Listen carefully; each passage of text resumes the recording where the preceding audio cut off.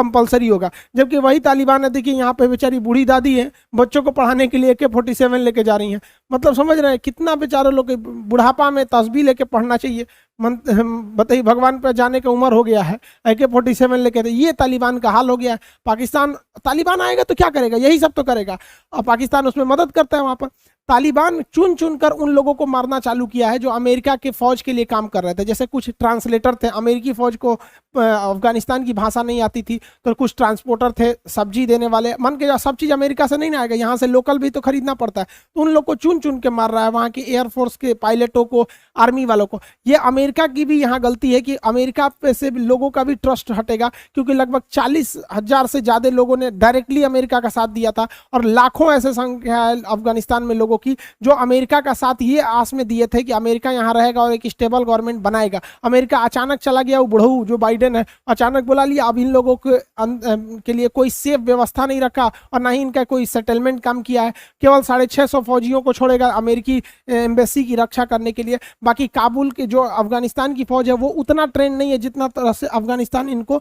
मतलब आगे बढ़ रहा है। तो इसको देखते हुए अमेरिका ने ना एक नया क्वाड ग्रुप बनाया है। क्वाड में से जिसमें 4 मेंबर रहते हैं उन्हें क्वाड कहते हैं। इसमें पहले जो भारत वाला क्वाड था, जो एशिया पैसिफिक के लिए सुरक्षा वाला था, जिसमें भारत था, अमेरिका था, जापान था, ऑस्ट्रेलिया था, ये वाला क्वाड ग्रुप ना होकर ये दूसरा क्वाड ग्रुप है जो तालिबान को काउंटर करने के लिए बनाया गया है। इसमें किसको रखा गया है? पाकिस्तान जो आतंक तालिबान को संरक्षण देता है, अफगानिस्तान ऑब्वियस रहेगा ही रहेगा, ऊपर में उज्बेकिस्तान को रखा गया है, और एक यूएसए अमेरिका है। तो ये तीनों को मिला के क्वाड ग्रुप बनाया गया है। अमेरिका चाहता है कि ये तीनों यहाँ पर मिलकर तालिबान को कंट्रोल करे सब। हालांकि इस क्वाड ग्रुप से भी कुछ होने वाला नहीं है, जब अमेरिका खुद था तो कुछ हुआ ही नहीं, तो ये जाने के बाद क्या होगा। तो इसको देखते हुए रसिया ने अपना एक नया प्रस्ताव चलाया है। देखिए रसिया जो है वहां पे एक ट्रॉइका, उसने एक नया मतलब ट्रॉइका प्लस बनाया। ट्रॉइका क्या है? ट्रॉइका वहां के एक्का गाड़ी को कहते हैं, जिसमें 3 घोड़े लगे रहते हैं। इसमें चक्का नहीं होता है, ये बर्फ पे फिसलता है, क्योंकि रूस बहुत ठंडा शहर है, वहां फिसलने वाली चीज है। तो ये ट्रॉइका ये दिखाता है कि 3 देश मिलकर, ये जो पीछे एक्का गाड़ी है यानी उसको अफगानिस्तान समझिए, उसको खींचेंगे से 3 ठो मिलकर। कौन कौन? चाइना, यूएस और रसिया।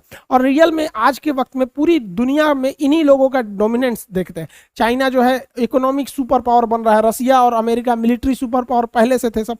तो इन्होंने, पुतिन का ये दिमाग था कि ट्रॉइका से अफगानिस्तान को कंट्रोल किया जा सकता है, अशरफ गनी सरकार को हम लोग एक स्टेबल दे सकते हैं। लेकिन ट्रॉइका भी ज्यादा सफल नहीं हुआ, क्योंकि सबका अलग अलग था। अमेरिका का कंसर्न कुछ अलग था, रसिया का कुछ अलग था, चाइना का मतलब नहीं है कि कौन मर रहा है क्या नहीं, इसको बस फायदा दिखना चाहिए, आतंकवादी को ये मान्यता का अपना अब्बा घोषित कर देगा ये। तो ट्रॉइका को और आगे बढ़ाने के लिए पुतिन ने ट्रॉइका प्लस बनाया, जिसमें भारत को भी जगह दिया गया। ट्रॉइका में तो ये तीनों थे ही सब, ट्रॉइका में ऑलरेडी ये 3। इसके अलावा ट्रॉइका प्लस में अन्य 4 और देशों को भी जोड़ा गया है, कतर को, ईरान को, भारत और पाकिस्तान को। इन्हीं देशों को जोड़ने के पीछे रूस की बहुत ही मतलब सोची समझी रणनीति है। देखिए हथियार और पैसा टेक्नोलॉजी के मामले में ट्रॉइका के ये 3 देश ही एनफ है, लेकिन दबाव बनाने के लिए ट्राइका प्लस बनाया गया, जिसमें से इन 4 को शामिल किया गया। जिसमें हम पहला देखते हैं ईरान का। अगर आप नक्शा में देखेंगे तो ईरान अफगानिस्तान और पाकिस्तान दोनों से बाउंड्री बनाता है। अब ईरान जो है वो एक शिया कंट्री है, शिया कंट्री, और अफगानिस्तान जो है वो एक सुन्नी कंट्री है। तो अफगानिस्तान में अगर तालिबान आएगा तो तालिबान जो है वो, उसका तो कोई संविधान नहीं है, वहाँ पे शरिया कानून है, मतलब जो बात नहीं माने उसको उड़ा दो सीधे। तो ईरान कभी नहीं चाहेगा कि अफगानिस्तान फुल पावर में आ जाए, इसलिए ट्रॉइका प्लस में इसको शामिल किया गया ईरान को, कि ईरान पूरी जी जान लगा देगा तालिबान को काउंटर करने के लिए। उसके बाद कतर को शामिल किया गया। कतर वो ऐसा जगह है जहां पर तालिबान को सबसे ज्यादा मतलब एक कहिए तो समर्थन मिलता है। तालिबान की कोई मीटिंग होगी बाहर में तो कतर में मीटिंग होगी। आप देखेंगे कतर की राजधानी दोहा वार्ता होती है इन लोग की, कोई भी समझौता करेंगे सब तो दोहा में आके करेंगे सब, क्योंकि कोई भी देश कंधार में जाना नहीं चाहता है सेफ में, तो ये दोहा में। तो ये याद रखिएगा, कतर का ही सबसे न्यूज़पेपर है अल जजीरा, जो इन लोगों की मिडिल ईस्ट की बातों को वो अपनी ओर से मतलब बढ़ा चढ़ा के भी रखता है, अल जजीरा। तो कतर को शामिल कर लेंगे तो देखिए अब ईरान और कतर, ये रूस, अमेरिका, चाइना, इन्हीं तीनों के हिसाब से ही पूरी दुनिया चलती है, 3 देश के हिसाब से। अब भारत को रखने का एक और फायदा ये है कि भारत का बहुत सारे इन्वेस्टमेंट है, और भारत कभी नहीं चाहेगा कि यहाँ तालिबान आ जाए, क्योंकि तालिबान पाकिस्तान के इशारे पर कश्मीर में वो मिलिटेंस चालू कर देगा।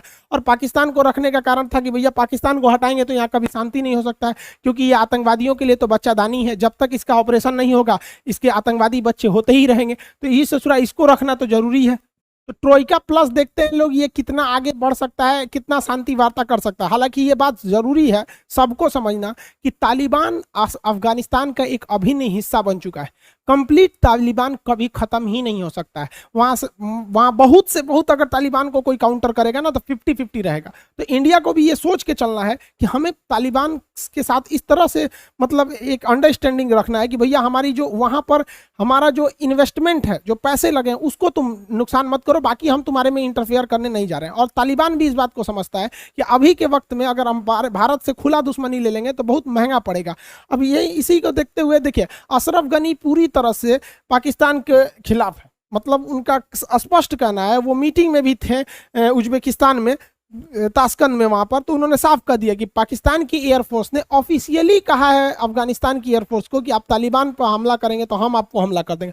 मतलब जो एयरफोर्स देश की रक्षा के लिए होती है, लेकिन पाकिस्तान की एयरफोर्स आतंकवादियों की रक्षा के लिए होता है। अब यही पाकिस्तान जो होता है यहाँ पर 10,000 से ज्यादा जिहादियों को घुसा दिया अफगानिस्तान में, जिससे कि अशरफ गनी ने ओपन मंच पर किया है। अब किसी देश का प्रेसिडेंट बोलता है तो इस बात की बहुत बड़ी वैल्यू होती है। ये पाकिस्तान वाले कितने गिरे हुए हैं आप अंदाजा लगाइए। बकरीद की नमाज हो रही थी प्रेसिडेंट पैलेस में, बकरीद के नमाज में भी बम फोड़ दिया सब। बेचारा देखिए, ये बेचारे एक आदमी है घबरा के मतलब उठ के जाने लगे। अब बताइए कोई नमाज पढ़ रहा है उस वक्त भी बम फोड़ रहे हो। आप बताइए इस्लामिक ऑर्गेनाइजेशन के जो 57 देश हैं, क्या इस पर प्रतिक्रिया सुने हैं? नहीं हो सकते। लेकिन यही अगर रॉकेट हमला नमाज पढ़ रहे फिलिस्तीनियों पे होता या कश्मीर पर होता तो बवाल मचा देते। इसी वजह से ओआईसी की लोगों बात नहीं मानते, क्योंकि लोगों को भी पता है कि भैया ओआईसी कंट्री में 57 देश है, ये कब किसके साथ जाएंगे ये अपने हिसाब से सेलेक्टिव आइडिया रखते हैं। बताइए, हम तो दाद देना चाहते हैं अशरफ गनी साहब को कि ये देखिए यहीं पर ये बैठे हैं अशरफ गनी साहब, यहाँ पर इन्होंने हिले तक नहीं, जो बम ब्लास्ट हुआ है यहाँ पर तो राष्ट्रपति है सामने, हिले तक नहीं। क्योंकि देखिए ये लोग भी बम धमाका में देख लिए, भारत हमेशा से अफगानिस्तान के लोगों के साथ रहा है। तो अशरफ गनी भी पूरे खुल के आ गए हैं। उन्होंने भी कहा है कि पाकिस्तान जो आतंकवादी सप्लाई कर रहा है उसे ये नहीं भूलना चाहिए कि इस पृथ्वी का इतिहास रहा है कि सबसे बड़ी हार अगर किसी की हुई है तो पाकिस्तान की हुई है 1971 में, जब उसके निकम्मे 93,000 फौजियों ने सरेंडर किया था। छोटे मोटे नहीं, 93,000 फौजियों ने सरेंडर किया था। और इसी 1971 की लड़ाई में हमारे लोंगेवाला पर मात्र 120 फौजियों ने पूरे पाकिस्तान को भगा दिया था। तो एक ही इतिहास में दो युद्ध, इतिहास एक ही युद्ध में दो इतिहास देखने को मिला, जब सबसे बड़ी हार पाकिस्तानियों की हुई और भारत ने एक तरफा जीत रख गया। बताइए 120 फौजी मिलकर लोंगेवाला में हरा दिया सब। तो ये पोस्ट उन्होंने दिखाया। अब ये कोई आम पब्लिक या मीडिया दिखाती तो अलग बात है, किसी देश का राष्ट्राध्यक्ष अगर बता रहा है तो बहुत है। पाकिस्तान कितना गिर सकता है कि नमाज के वक्त में बम, मतलब इतना इंसानियत रखो यार कि पूजा पाठ में भी ये सब नहीं किया जाता। भारत में भी युद्ध हम लोग भी लड़े हैं लोग, ऐसा नहीं है, लेकिन ऐसा कभी मानवता को हद पार कभी भारत ने नहीं किया। एम्बेसी जो अफगानिस्तान के जो राजदूत थे पाकिस्तान में, उनकी बेटी को अगवा कर लिया गया, वो तो बाद में छोड़ा गया, तो काफी टॉर्चर वगैरह। तो बताइए इतना गिर सकता है पाकिस्तान। लेकिन इसी पाकिस्तान को जब तहरीके तालिबान मारता है तो कहता है ये आतंकवादी गलत है और अफगानिस्तान वाला तालिबान सही है। मतलब उसके हिसाब से अफगानिस्तान में शरिया कानून लग रहा है तो ठीक है, वहां का तालिबान ठीक है, लेकिन पाकिस्तान में शरिया कानून लगाने के लिए तहरीके तालिबान अगर मारता है तो वो गलत है। भारत को भी यहाँ हाथ पे हाथ रख के नहीं सोचना चाहिए, क्योंकि तालिबान 110% वो भारत के खिलाफ ही रहेगा। भारत का अशरफ गनी यानी अफगानिस्तान में शुरू से ही बहुत बेहतरीन रिलेशन रहा है। आप देखेंगे सुभाष चंद्र बोस को रूस और इटली पहुंचाने में अफगानिस्तान होके ही गए थे। तो हमारा बहुत पुराना रिश्ता अफगानिस्तान से। दहेज में अफगानिस्तान मिला था बिहार के चंद्रगुप्त मौर्य को, Aria Arachosia Gedrosia Paropamisadae Chandragupta Maurya को दहेज में मिला था, जिसका अभी का नाम काबुल कंधार मकरान हेरात है। तो दहेज का जमीन है बिहारियों की अफगानिस्तान। तो हमारा पुराना रिलेशन है। वहां $3 बिलियन निवेश किया है, पाकिस्तान ने भी निवेश किया है, लेकिन वो आतंकवादी के रूप में निवेश किया। हम लोगों ने वहां 135 करोड़ रुपए लगा के हाईवे बनाए हैं लोग, जरान से लेकर डेलाराम तक इस हाईवे को बनाए हैं लोग। साथ ही हम लोग ने वहां पे 90 मिलियन डॉलर पैसा लगा के हम लोग वहां का संसद भवन बनाए हैं। 290 मिलियन डॉलर बना के वहां सलमा डैम बनाए हैं जहां की बिजली उत्पादन हो सके। तो ये अफगानिस्तान के लोग भारत से काफी इमोशनल अटैच में है। लेकिन जब तालिबान आएगा तो तालिबान इन सारी चीजों पे अटैक करेगा नहीं, वो करना चालू कर दिया है। ओपनली उसने बोल भी दिया है, संसद के एरिया में हमला भी चालू हो ही गए हैं, यहाँ पे हाईवे पे कब्जा करना वो चालू कर ही दिया है। साथ ही सलमा डैम पर जो सिक्योरिटी चेक पोस्ट थी उसको तालिबान वालों ने मार के उड़ा ही दिया है। तो भारत का जो इतना लंबा चौड़ा इन्वेस्टमेंट है ये बर्बाद हो जाएगा अगर हम हाथ पे हाथ रखे रहेंगे। तो ऐसा नहीं है कि भारत ऐसी समस्या पहली बार देख रहा है। इतिहास से भी अगर हम लोग सीखेंगे ना तो 1971 में जब इंदिरा गांधी थी तो इस समय पाकिस्तान दो ठो था, एक पूर्वी पाकिस्तान था, एक पूर्वी पाकिस्तान, एक पश्चिमी पाकिस्तान। तो पश्चिमी पाकिस्तान बड़ा था, पूर्वी पाकिस्तान जो बांग्लादेश देख रहा है, यहाँ इतनी खतरनाक समस्या हो गई थी सेम तालिबान की तरह। तो इंदिरा गांधी ने भी मुक्ति वाहिनी की मदद से यहाँ पर 1971 का युद्ध जीत के धो दिया, शिमला समझौता कर और सब पाकिस्तान वालों को कहा कि तुम कहो कि ये तुम्हारा नहीं है। सोचिए, इंदिरा गांधी ने मानेकशॉ को घुसा के बहुत भयानक युद्ध हुआ था, उस पर हमने एक अलग वीडियो बना दिया 1971 के वार पर। ये युद्ध हुआ, इसमें 93,000 सैनिक हारे सब। तो भारत ने कहा कि पहले तुम कहो कि ये तुम्हारा देश अब से नहीं रहा, अब ये बांग्लादेश बन गया, तब भाई तुम्हारे 93,000 फौज को छोड़ेंगे, अन्यथा एक से गाय गोरू बनवाएंगे भारत में रख के इन सबको। तो कहा था कि ठीक है अब से ही हमारा देश नहीं रह गया। अब पाकिस्तान वाले ससुर तू नहीं क्या कश्मीर लेगा, सब जो था वो तो छोड़ दिया था। तो भारत को भी अभी ऐसा नहीं है कि हम लोग इतिहास से नहीं जाए, तालिबान को भी काउंटर किया जा सकता है, लेकिन 100% आप तालिबान के रहम दिल पर रहेंगे कि वो भारत को छोड़ेगा, तो ऐसा नहीं है। याद करिए जब हमारा विमान हाईजैक हुआ था तो कंधार में ही लेके गया था, तो उस समय अगर अशरफ गनी या फिर लोकतांत्रिक सरकार रहती तो कंधार में हमें कमांडो कार्रवाई करने का मौका मिल